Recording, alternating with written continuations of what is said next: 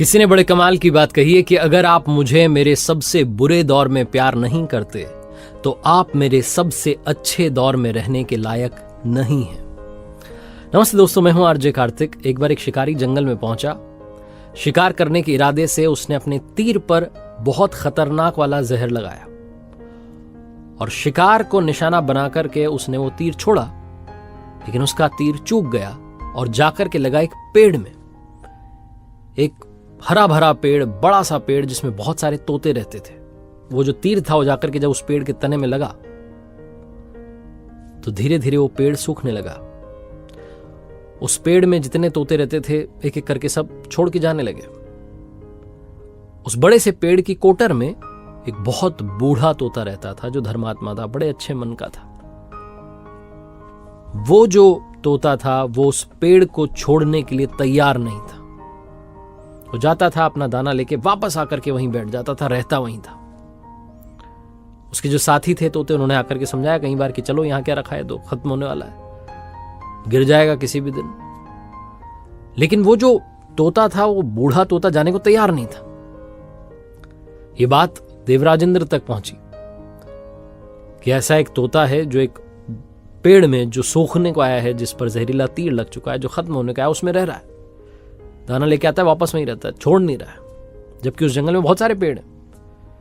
देवराजेंद्र प्रकट हुए और तोते से कहने लगे, बूढ़े तोते से, कि आप बहुत धर्मात्मा हैं, बहुत अच्छे मन के हैं, लेकिन अब चले जाइए।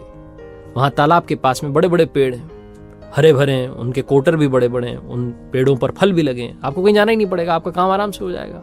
आप दाना खाएं, फल खाएं, जो खाना है खाएं, यहां से चले जाएं। जो तोता था उसने कहा कि क्षमा कीजिएगा, लेकिन आप ऐसी बात कैसे कर सकते हैं? इस पेड़ ने मुझे जीवन दिया, शिकारियों से मेरी रक्षा की, मेरी जान बचाई, हर मौसम में मेरे साथ रहा। ये कोटर मेरा घर है। इस पेड़ को छोड़ करके कैसे जा सकता हूं जिस पर मैं पला बढ़ा हूं? आज इस पर संकट आया तो क्या मैं इसे छोड़ करके चला जाऊं? मैं ऐसा कभी नहीं कर सकता। देवराजेंद्र जो थे वो प्रसन्न हुए तोते की इस बात से कि कितनी खूबसूरत बात कही है। उन्होंने कहा कि मांगो, आपको क्या मांगना है? उस बूढ़े तोते ने कहा कि बस इतना ही मांगना है कि जिस पेड़ ने मुझे जन्म दिया, जहां मैं रहा, पला बढ़ा, जो मेरी जन्मभूमि कह सकते हो आप, इसे वापस वैसा ही कर दो जैसा था। देवराजेंद्र ने अमृत से उस पेड़ को सींच दिया, वापस से वो हरा भरा हो गया। वापस उस पर आकर के बाकी तोते रहने लगे।